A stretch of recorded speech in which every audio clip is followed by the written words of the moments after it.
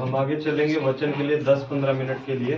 मैं आपको एक नई चीज़ सिखाऊंगा, मैंने किसी बहन से सीखी थी, वो आपको सिखाऊंगा कि क्या चीज़ है, क्यों यीशु मसीह दुनिया में आया, क्यों अपने बेटे को उसने भेजा, किस लिए भेजा, वो सब लोग जानते हैं। सब लोगों को पता है क्यों आया था। पता है सबको? पता है कि नहीं पता है? सिर्फ एक जने की आवाज आ रही है। पता तो आप खड़ा कर सकते हैं। इधर भी पता है, रोपड़ वालों को भी पता है। और किसी को? शर्म बहुत आती है आप लोगों को, है ना? कोई बात नहीं, 2-3 सवाल पूछूंगा मैं। वचन सबको समझ आया था? हमारी चर्च बहुत दिखी है। जो वचन आज सुना है वो किस किस को समझ में आया? जिसको परमेश्वर ने हाथ दिए वो जिसको समझ में आया वो हाथ खड़ा कर सकता है। जिसको हाथ नहीं दिया वो पूरा खड़ा समझ आया। जिसको समझ में आया वो खड़ा कर सकता है। जिसको नहीं हाथ दिया वो पूरा खड़ा हो सकता है।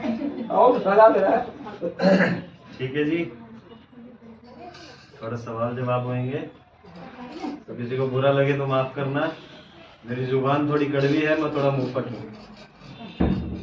तो यीशु मसीह दुनिया में क्यों आया था, कौन बताएगा? है जोर से। किसके उद्धार के लिए? उद्धार के लिए। वो तो वहां बैठा बैठा भी दे सकता था उद्धार, उसको आने की जरूरत क्यों पड़ी है?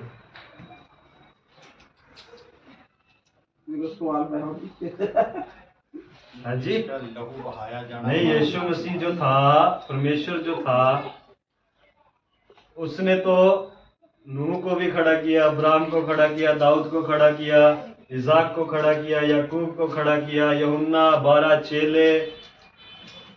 तो वो खुद क्यों आया? जो साडे ते कष्ट आने से वो लेने वास्ते आया। हाँ, आंटी के लिए जोरदार तालियां हो जाती।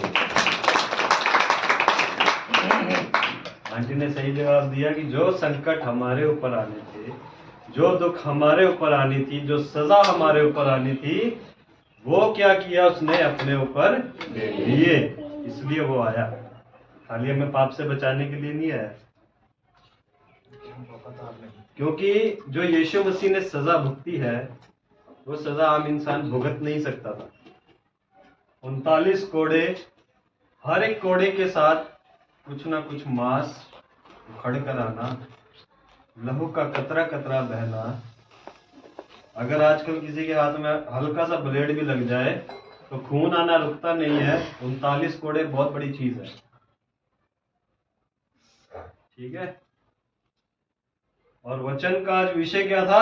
उद्धार।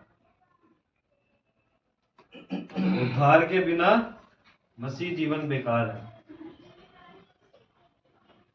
तो मैं एक छोटी सी चीज आपको बताता हूँ। आप सभी के पास बाइबल, जिसके पास बाइबल, अपनी बाइबल ऊपर कर ले। मत्ती का पुस्तक हम निकालेंगे, सबसे पहला पेज निकालेंगे। सबसे पहला पेज अपनी अपनी बाइबल ऊपर कर लेंगे, सबसे पहला पेज। ऑनलाइन प्रेयर में मैंने कईयों को बताया था और कई लोग नहीं थे। सबकी बाइबल में एक ऐसा पेज होगा, खाली है ये पेज सबकी बाइबल में होगा। आपकी मेरी नहीं, आपके पास दूसरी बाइबल है, स्टडी बाइबल है। जो नॉर्मल बाइबल है ना, वो सबके पास ऐसा पेज होगा। जो स्टडी बाइबल होगी, बाइबल स्टडी बाइबल, उसमें नहीं मिलेगा ये, क्योंकि उसमें पूरी तरह से दिया होता है, क्योंकि उसमें पूरा सिखाया होता है। जो आम लोगों के लिए बाइबल बनी है उसमें जरूर दिया होगा ये पेज। कभी सोचा है क्यों होता है ये पेज? जिसको पता है वो नहीं बताएगा, और जिसको नहीं पता उसने कभी सोचा है कि ये खाली पेज क्यों होता है? मैं नहीं कह रहा कि वो जवाब बताए, कभी सोचा नहीं है? मैं बताता हूं। मलाकी तक हमने पढ़ा है कि परमेश्वर के कितने चेले थे, कितने बेटे थे, कितनी बेटियां थी जो उसके नक्शे कदम पर चलते थे, जिन्होंने परमेश्वर का कार्य किया था। मलाकी तक हमने पढ़ा है। मलाकी की जो पुस्तक है पुराने नियम की, वो आखिरी पुस्तक है।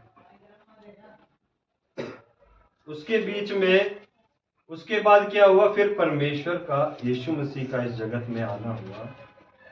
वो क्यों आना हुआ वो बताता हूँ। ये खाली जो पेज है ये यूं ही नहीं दिया गया है। नया नियम और पुराना नियम अलग अलग क्यों लिखा है, ये यूं ही नहीं लिखा गया है।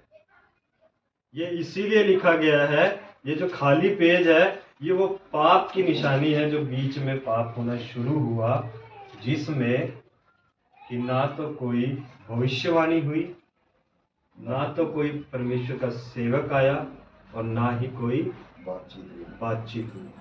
परमेश्वर ने पूरी रीति से अपने बच्चों से, अपने बेटे बेटियों से, अपने वचन देने वाले से बातचीत करना बंद कर दिया।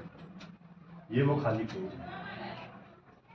ये यूं ही नहीं दिया होता कि हाँ खाली पेज दिया है तो भाई इसको भरना शुरू कर दे। हम यूं ही नहीं दिया हुआ है। परमेश्वर पहले कैसे बात करता था, रूबरू होकर के, सामने हो करके बात करता था। खुद सामने नहीं आता था तो अपने स्वर्गदूत भेजता था। अब क्यों नहीं होता ऐसा? मलाकी के बाद परमेश्वर ने पूरी रीति से बात करना बंद कर दिया। वो इसलिए कि उसने देखा कि मैंने 10 आज्ञाएं दी, लोग नहीं मान रहे। उसने कहा मैं 10 आज्ञा छोड़ो, नहीं मान रहे, कोई बात नहीं। मैं अपने बेटे भेज रहा हूं, मैं अपने सेवक भेज रहा हूं, मैं अपने वचन के अनुसार जो जानते हैं उनको भेज रहा हूं। ये उन लोगों को बताएंगे कि परमेश्वर का वचन क्या कहता है। फिर परमेश्वर ने देखा मैं इनको भेज रहा हूं, ये नहीं सुनेंगे। जैसे आजकल चर्चिस में क्या होता है, पास्टर बोल रहा है, क्या बोल रहा है कुछ नहीं पता, थोड़ी देर में चर्च से बाहर निकलते हैं, हाँ जी हाँ मेरे कपड़े सूख रहे हैं, कोई उठा के ना ले जाए, मेरे गैस पे दूध रखा है फूक ना जाए, यही सोचते हैं। या मेरा उधर काम चल रहा है, कहीं भी देखें भाई लड़के काम कर रहे हैं कि नहीं कर रहे हैं, कहीं बैठे तो नहीं हुए, चाय का इंतजार तो नहीं कर रहे। मेरा दोस्त है, बहुत अच्छी बात कहता है कि चर्च में जो लोग बैठे होते हैं ना, और जो ठेके के बाहर लाइन लगा के खड़ते हैं, वो लोग ज्यादा ईमानदार होते हैं। वो टाइम पर चले जाते हैं। वो टाइम पे, टाइम से पहले, ताला खुलने से पहले मत्था टेकते हैं कि हे दारू देवता आओ और क्या करो, एक हमारा शटर खोलो। एक हमारा पड़ोसी था, वो 3 ही बजे ठेके पे जाके बैठ जाता था। आज भी ऐसा होता है, आज भी ऐसा होता है। मैं कहता हूँ वो लोग ज्यादा ईमानदार है। एक 20 रुपए के पौवे के लिए कम से कम ईमानदारी तो दिखाते हैं। जिसने अपना जीवन दे दिया उसके लिए तो कोई ईमानदारी नहीं। ठीक है जी, मेरा दोस्त क्या कहता है, शैतान कहाँ मिलता है? ठेके पे नहीं मिलता वो, ठेके पे बिल्कुल नहीं मिलेगा वो। नहीं उनके ठेके पे क्यों मिलेगा वो तो पहले से ही उनके है। क्यों मिलेगा वो? जो पहले से ही 5 बजे से पहले ही वो खड़े हुए वहां पे, शटर खुलने से पहले ही वहां खड़े, उनके लिए क्यों वो अपना वो टाइम खराब करेगा? वो मेहनत तो उनके विश्वासों के पीछे करता है। शैतान कहाँ होता है? चर्च के बाहर। क्या कर रहा होता है? मैंने पहले भी बताया हुआ, क्या कर रहा होता है? इंतजार। किस चीज का? किस चीज का इंतजार कर रहा होता है वो देखता है किसके मन में क्या बात हो रही है, कौन कपड़े धो रहा है मन में, कौन दूध उबाल रहा है घर में, कौन मिस्त्रियों को देख रहा है मन में, वो उसको देखता है। वो चर्च के बाहर बैठा होता है, कब कोई अपना मन भटकाए मैं उसका मन भटका दूं पूरी तरह से। तो वो इसी रीति से चलता है। शैतान अपना काम क्या करता है? ईमानदारी से करता है। उसकी बेईमानी में भी ईमानदारी होती है, लेकिन हमारी ईमानदारी में ईमानदारी नहीं होती है। हम ईमानदारी भी क्या करते हैं? बेईमानी से करते हैं। परमेश्वर ने क्या कहा? 10 आज्ञाएं दी, 10 आज्ञाएं नहीं मान रहे तो 2 आज्ञाएं दी। कौन सी 2 आज्ञाएं दी? कौन बताएगा? नहीं पता? नहीं पता? मैं भी नहीं बताऊंगा। परमेश्वर ने कहा तुम अपने पिता परमेश्वर को पूरे मन पूरे तन से अपना परमेश्वर अपना पिता जान करके उसकी उपासना करो। हम एक काम नहीं छोटा सा कर सकते। जो खाली पेज दिया है, इस पेज के कारण यीशु मसीह का इस दुनिया में आना हुआ था, क्योंकि यहां से परमेश्वर ने सबसे बातें करना बंद कर दी। उसने देखा कि मेरे भेजने वाले का कोई असर नहीं हो रहा, अब मैं खुद जाऊंगा, थोड़ा टाइम इन्हें बिताने दो बिना मेरे। जब परमेश्वर के बिना उन्होंने टाइम बिताया तो क्या हुआ? पूरी रीति से दुनिया में पाप भर गए। पूरी रीति से लोग एक पाप में डूब गए। वे विचार करने लगे, लोभ, लालच, ईर्ष्या, बैर, क्रोध ये सब करने लगे, क्योंकि उनके ऊपर पूरी तरह से शैतान जो है हावी हो चुका था। पाप उनके जीवन में भर चुका था। तभी यीशु मसीह का इस दुनिया में आना हुआ। यीशु मसीह खाली फोकट नहीं आया था कि उसके बाद टाइम ही पड़ा है कि चल भाई हम घूमने चलते हैं, थोड़ा सा अपनी जान दे के आ जाएं, बहुत बोर हो रहे हैं ऊपर बैठे बैठे। ऐसे ही अगर हम सोचे कि भाई वो तो आ गया, मर गया, जिंदा हो गया और चला भी गया, अब हमें क्या करना? कई लोग सोचते होंगे। जो कहते हैं ना, मूर्ख तो खैर किसी को क्या नहीं कह सकते, क्योंकि बाइबल में लिखा है तो कभी किसी को मूर्ख ना कहना। जो लोग परमेश्वर के बारे में नहीं जानते, जो लोग परमेश्वर के बारे में अनजान है, वो लोग कहते हैं कि वो तो मर के चला गया, उसका क्या करें हम। लेकिन परमेश्वर का वचन क्या कहता है? परमेश्वर का वचन कहता है, मरकुस 1:15 में कहता है, और कहा उस समय पूरा हुआ है और परमेश्वर का राज्य निकट आ गया है, मन फिराओ और सुसमाचार पर विश्वास करो। ये यीशु मसीह के जाते हुए वर्ड्स थे। जब वो आया दुनिया में, मृत्यु हुई उसकी, तीसरे दिन जी उठा, उसके बाद जो उसने समय बिताया, जब वो बादलों पर स्वर्ग पर परमेश्वर जो यीशु मसीह उठा लिया गया, उसने तब ये अंतिम वचन कहे कि सुसमाचार पर विश्वास करो। परमेश्वर ने साफ साफ कहा, सुसमाचार पर विश्वास करो, ना कि चमत्कारों पर। आजकल लोग सबसे ज्यादा विश्वास किस पर करते हैं? चमत्कार पर। कि मेरे पैर ठीक नहीं है, मेरे अंदर बीमारी है जी, मैं वहां जाऊंगा जी, मैं वहां जाऊंगी, वहां तो बड़े बड़े चमत्कार होते हैं, अब जाकर के मैं ठीक हो जाऊंगी, अब मैं परमेश्वर पर विश्वास करूंगा। परमेश्वर ने कहा, परमेश्वर का राज्य निकट आ गया है, मन फिराओ और सुसमाचार पर विश्वास करो। सुसमाचार पर विश्वास करो। सुसमाचार वो समाचार है जो परमेश्वर का वचन है, जो परमेश्वर के मुख से निकला हुआ हर एक शब्द है, उसके शब्द को क्या करो? उस पर विश्वास करो। परमेश्वर का वचन कहता है, धन्य है वे जो बिना देखे मुझ पर विश्वास करता है। धन्य है वो। लोग मेरे से कहते हैं कि तुम क्रिश्चियन क्यों बन गए? मेरे को तो पता नहीं, मैं तो बहुत छोटा हूं, जैसा माँ बाप बताते हैं मैं वैसा बता देता हूं। लेकिन मैं विश्वास इसलिए करता हूं क्योंकि मुझे उस पर पूरी रीति से विश्वास है। ऐसा विश्वास मैंने चमत्कार में कहीं नहीं देखता, ना उस पर चमत्कारों पर देख करके मैं विश्वास करता हूँ। मेरा जो मन कहता है, मेरा जो हृदय कहता है, जो परमेश्वर मुझसे कहता है, वो मैं सुनता हूँ, उसे मैं उस पर विश्वास करता हूँ। आखिर में परमेश्वर ने एक बहुत बड़ी बात कही, चेतावनी भी दी है। और क्या कहता है चेतावनी में? कहता है कि सुसमाचार पर विश्वास तो करो। फिर क्या कहता है? 7 अध्याय मत्ती 7:15 हम पढ़ेंगे।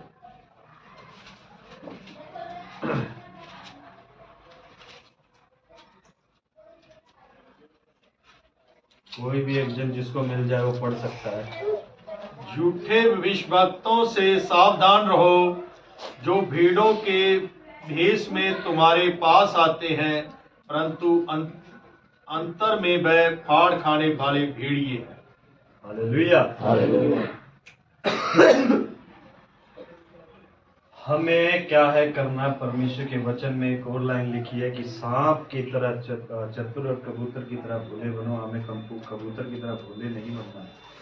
बहुत से लोग आएंगे, तुम्हें परमेश्वर का नाम लेकर के भरमाएंगे कि परमेश्वर तेरे साथ ये करेगा, तू उस पर विश्वास कर। परमेश्वर तुझे चंगाई देगा, तू उस पर विश्वास कर। परमेश्वर तुझे धन देगा, दौलत देगा। परमेश्वर तेरे घर में सुख लाएगा, शांति लाएगा, तू उस पर विश्वास कर। नहीं, परमेश्वर के वचन में लिखा है, तुम मेरे नाम के कारण सताए जाओगे।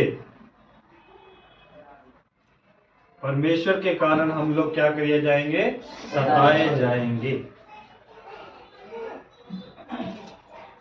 अगर हम इस चीज के लिए तैयार हैं तो हम परमेश्वर में तैयार हैं। अगर हम कहें कि नहीं, परमेश्वर हमें चंगाई दे रहा है, तो हम परमेश्वर पर विश्वास करेंगे। अगर ऐसे करेंगे तो जब अंत का समय आएगा, तो एक बहन है जिसने 2-4 वर्ड्स बोल दिए थे, तो उसको क्या हुआ था? उस पे एक पुलिस केस बन गया था। और क्या हुआ? वो जेल में रह के आई 6 दिन। 6 दिन रह के आने के बाद उसने क्या कहा कि मैं तो परमेश्वर का काम करके आई हूँ। क्या करके आई हूँ? परमेश्वर का काम करके आई हूँ। जेल में हम विश्वासी अगर परमेश्वर के लिए जेल जा रहे हैं तो घमंड होना चाहिए। घमंड होना चाहिए कि मैं परमेश्वर का काम करके आया हूं, काम करके आई हूं। फिर कहता है, झूठे भविष्यद्वक्ता से सावधान रहो, जो भेड़ों के भेष में तुम्हारे पास आते हैं, परंतु अनंत अंतर में फाड़ने वाले भेड़िए हैं। आज से बहुत ऐसे लोग खड़े हो रहे हैं, जैसे अंत के समय में लिखा गया है कि बाइबल में कहा गया है कि अंत का समय जब नजदीक होगा तो जैसा नूह के समय में होता था वैसा ही फिर दोबारा होगा, और वैसा ही हो रहा है। लोग चमत्कारों की तरफ भाग रहे हैं, लोग वचन की ओर नहीं भाग रहे हैं। लोग झूठे भविष्यद्वक्ताओं की ओर भाग रहे हैं, लोग परमेश्वर की ओर नहीं भाग रहे हैं। लोग भीड़ को देख करके जा रहे हैं, लोग चर्च को देख करके नहीं जा रहे, पास्टर को देख करके नहीं जा रहे, सामर्थ को देख करके नहीं जा रहे। तो किस लिए जा रहे हैं?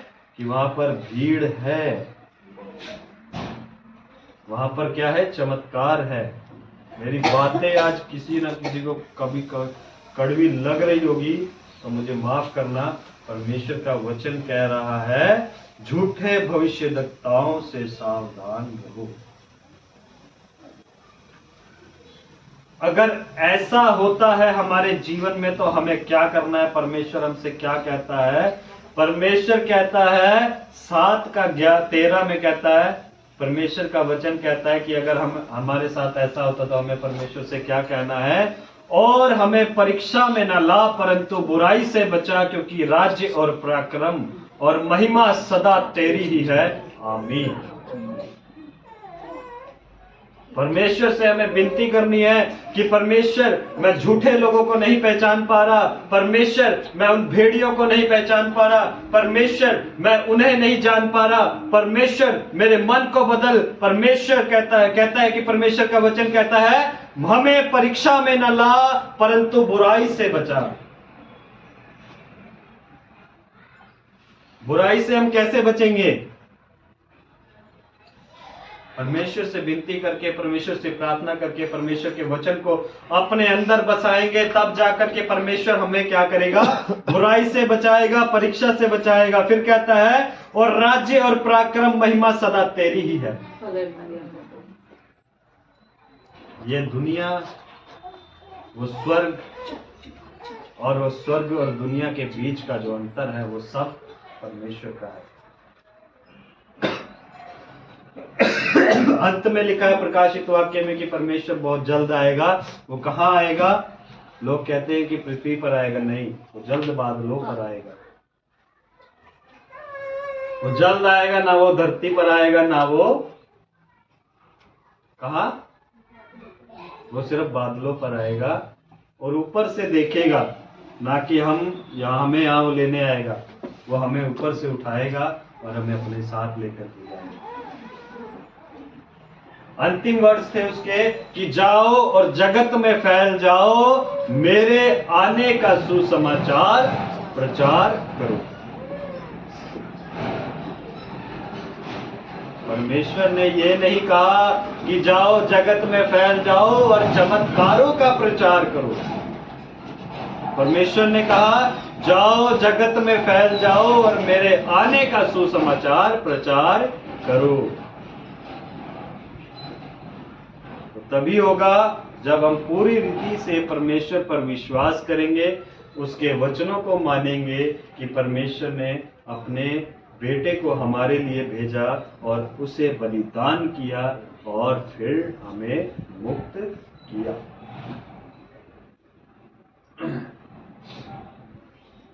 क्योंकि हमें क्या कहता है? परमेश्वर कहता है कि तुम क्षमा मांगोगे तो मैं तुम्हें क्षमा। मैंने एक बार पहले भी चर्च में बात सिखाई हुई है, बताया हुआ है कि जब परमेश्वर ने इस संसार का, इस जगत का, इस पृथ्वी का निर्माण किया तो उसने पहले 6 दिन क्या किया? कौन कौन से काम किए? कौन बताएगा? सबको पता है काम किए, नहीं पता क्या क्या काम किए।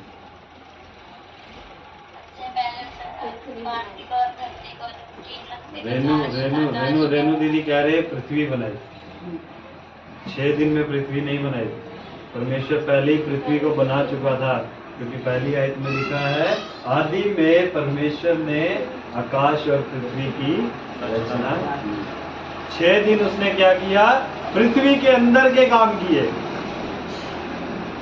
क्या क्या काम किए? कौन बताएगा?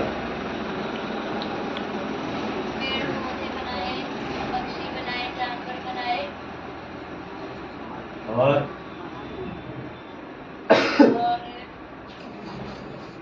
6 दिन में परमेश्वर ने क्या किया? आकाश और जल और पृथ्वी और भूमि को अलग किया। और क्या किया? दिन और रात बनाए, बड़ी ज्योति बनाई, छोटी ज्योति बनाई, तारा गण बनाए, जल के जीव जंतु बनाए, जल के ऊपर के जानवर बनाए, पशु बनाए, पक्षियां बनाई, पेड़ पौधे बनाए, हर एक ऋतु में फलने वाला पेड़ पौधा और घास झाड़ियां बनाई। ये सब बनाने के बाद उसने आखिरी काम क्या किया? बता, उंगली नहीं खड़ी करनी, बोल। किसी को पता है कि सबसे बाद में ही क्यों मनुष्य को बनाया? पहले क्यों नहीं बनाया? पृथ्वी तो बना चुके थे। ऑक्सीजन तो थी। ऑक्सीजन ना होती तो बड़ उत्पत्ति निकालो। मैं बताता हूँ कि आप लोग सोचो कि ऑक्सीजन नहीं थी इस करके परमेश्वर ने इंसानों को नहीं बनाया। पहले निकालो 2 अध्याय, पढ़ो उसका 4 और 5 आए। 4, 5, 6 चुप हो जा। पढ़ो, तेरी आवाज सारी जगह नहीं जाएगी।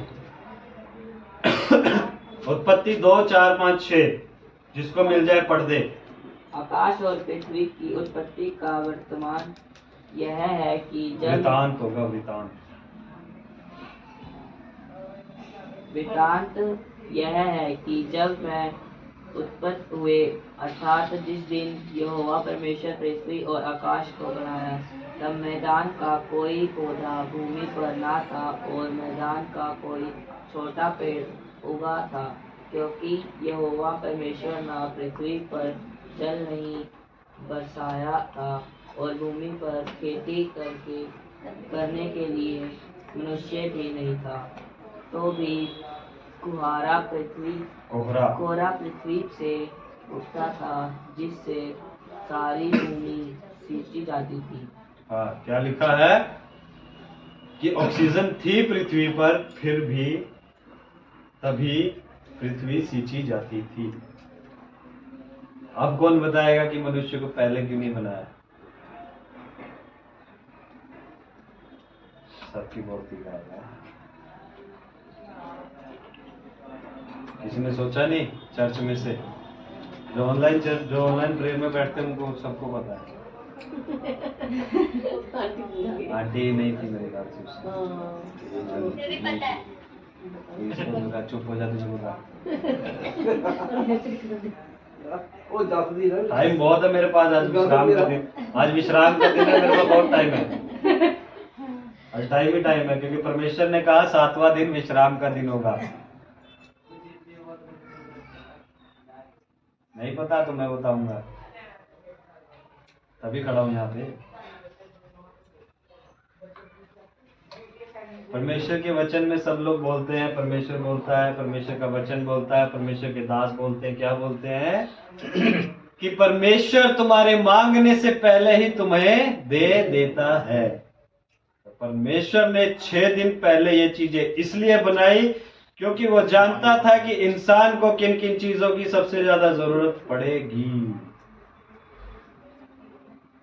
इंसान को पहले इसलिए नहीं बनाया, इंसान को इसीलिए बाद में बनाया क्योंकि उसकी जरूरतें परमेश्वर ने पहले तैयार की। तो ऐसे परमेश्वर को, ऐसे ईश्वर को कोई क्यों करके छोड़ेगा जो पहले ही जानता है कि मेरे बेटे को, मेरे बेटे को क्या चीज चाहिए, क्या नहीं चाहिए।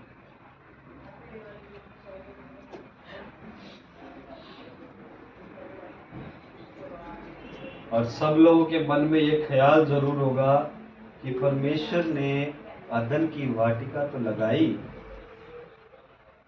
और जब परमेश्वर जानता था कि आदम और हवा उस फल को खा सकते हैं, तो उस पेड़ को क्यों लगाया? कौन कौन सोचता है? ये जो बातें हैं ना, जो अधर्म के लोग होते हैं, जो बाइबल को नहीं जानते, जो नहीं पढ़ते, वो लोग आपसे जरूर पूछेंगे कि अगर तुम्हारा खुदा इतना अच्छा है तो उसने बुरी चीज क्यों लगाई। तो मैं आपको आज बताऊंगा। क्योंकि परमेश्वर जानता था,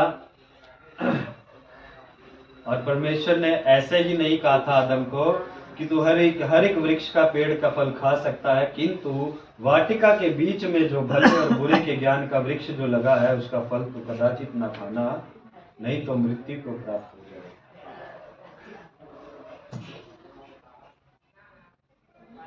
सब लोग कहेंगे, जो लोग परमेश्वर के बारे में नहीं जानते, वचन के बारे में नहीं जानते, वो लोग कहेंगे कि अगर तुम्हारा खुदा इतना अच्छा था तो उसने ये पेड़ ही क्यों लगाया, वो ना लगाता तो पाप जगत में फैलता ही नहीं।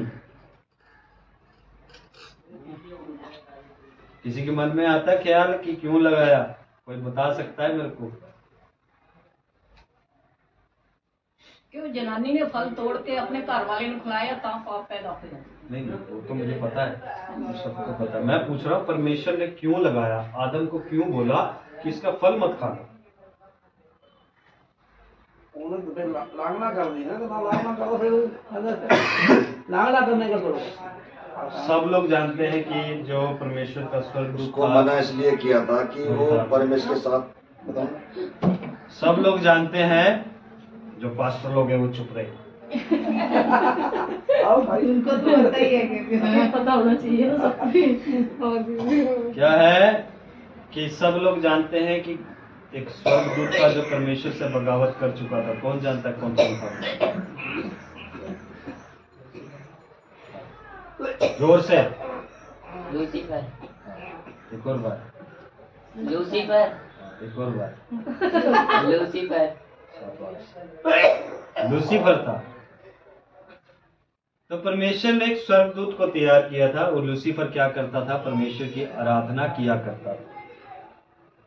वो एक वर्शिपर था, वो एक आराधना करने वाला, परमेश्वर का मेन, जिसको लीडर बोलते हैं, वो मेन था, जिसको घमंड हो गया था कि मैं ही अब सब कुछ हूं, मैं ही उसके बराबर हूं। परमेश्वर ने ऐसे तो चुप किया, नीचे गिर गया। परमेश्वर ने कहा था, परमेश्वर ने जब इंसान को बनाया, सब कुछ बनाया, परमेश्वर के मन में इसलिए पेड़ का ख्याल आया कि मैंने अपने स्वर्गदूतों की परीक्षा नहीं ली थी, कहीं फिर से वही काम ना हो जाए। इसलिए परमेश्वर ने उस वृक्ष के द्वारा आदम और हव्वा की परीक्षा ली थी, लेकिन वो क्या थे? खरे नहीं उतरे। परीक्षा बहुत ही जरूरी है, इसलिए आजकल स्कूल में पेपर होते हैं, ऐसे ही नहीं होते पेपर। इमरान जी की पुस्तक 2018 में लिखा है। परीक्षा बहुत जरूरी है हमारे जीवन में। हर एक टाइम पे, हर एक समय पे, हर एक घड़ी में, अगर हम घर से बाहर निकलते हैं, अगर हम घर से चर्च के लिए निकलते हैं, तो भी हमारी परीक्षा होती है। अगर हम रास्ते में आ रहे हैं तो ऐसा कभी ना सोचते हैं कि हम सही सलामत, या हम ठीक जाएंगे, हमारा मूड नहीं खराब होएगा, या हमारा मूड अच्छा रहेगा। परीक्षा हर समय हो सकती है। चतुर बने रहो सांप की तरह, कबूतर की तरह हमेशा भोले ही ना रहो। तभी परमेश्वर का वचन में लिखा कहता है, कबूतर सांप की तरह चतुर और कबूतर की नाई भोले बनो।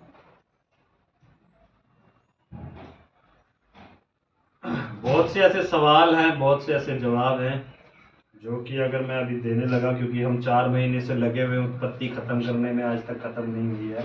पता नहीं कौन से जन्म में खत्म होएगी, लेकिन हो जाएगी। हम 4 महीने से 16 से 17 जने हम उत्पत्ति को लगे हुए खत्म करने में। हो जाएगी ऐसा विश्वास है, लेकिन कब होएगी कुछ नहीं पता, क्योंकि बाइबल का कोई अंत नहीं है, उसके वचन का कोई अंत नहीं है। क्योंकि परमेश्वर का वचन, हर एक शब्द हमें कुछ ना कुछ सिखाता है।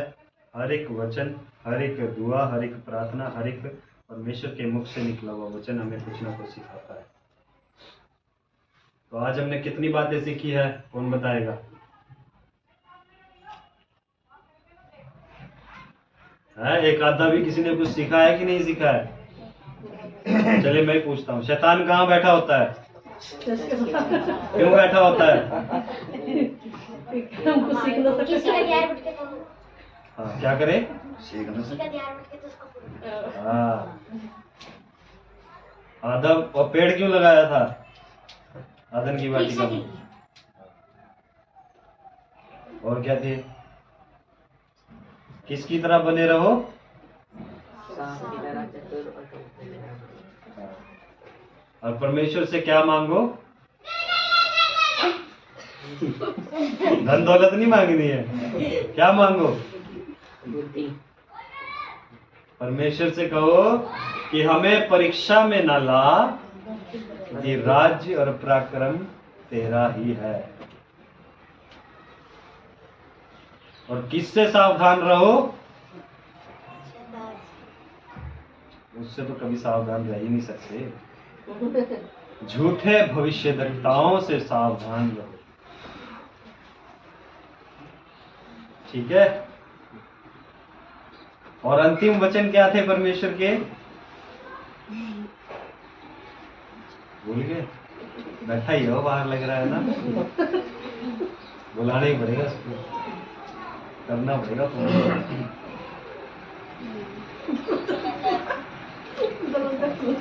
दरवाजा तभी खुला रखा है ताकि वो आए अंदर और लेके चले जाए जिसको लेके जाना है।